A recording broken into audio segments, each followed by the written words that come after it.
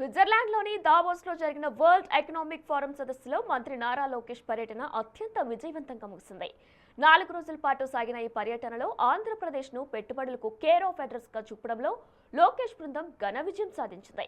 సుమారు 91,000 కోట్ల భారీ పెట్టుబడుల ఒప్పందాలు చేసుకున్నారు.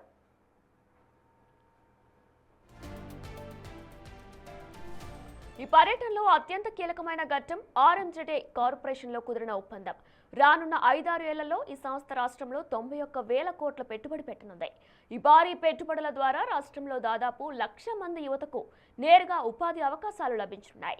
విశాఖపట్నంలోని కప్పులపాడులో భారీ ఐటీ పార్క్, డేటా సెంటర్ ఏర్పాటు కానుంది. అలాగే రాయలసీమలోని టెక్కులోడులో ఇండస్ట్రియల్ లాజిస్టిక్స్ పార్క్ నిర్మాణం జరగనుంది.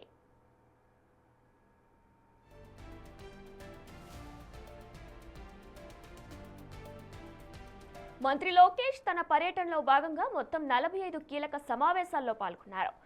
బ్లాక్ స్టోన్, బ్రూక్ఫీల్డ్ వెస్టర్న్, జేరా వంటి అంతర్జాతీయ సంస్థల అధినేతలతో భేటీ అయ్యి ఏపీలో ఉన్న వనరులు, ప్రభుత్వ సహకారం గురించి వివరించారు. కూటమి ప్రభుత్వం అధికారంలోకి వచ్చిన తర్వాత ప్రపంచ వేదికపై ఆంధ్రప్రదేశ్ బ్రాండ్ ఇమేజ్ను తిరిగి పునరుద్ధరించడమే లక్ష్యంగా ఈ పర్యటన సాగింది. ఇక ఈ పర్యటన విజయవంతం కావడంతో ఏపీలో పారిశ్రామిక కళ సంతరించుకోనుంది. ముఖ్యంగా ఐటీ, డేటా సెంటర్ల రంగంలో విశాఖపట్నం గ్లోబల్ హబ్గా మారే అవకాశం కనిపిస్తుంది.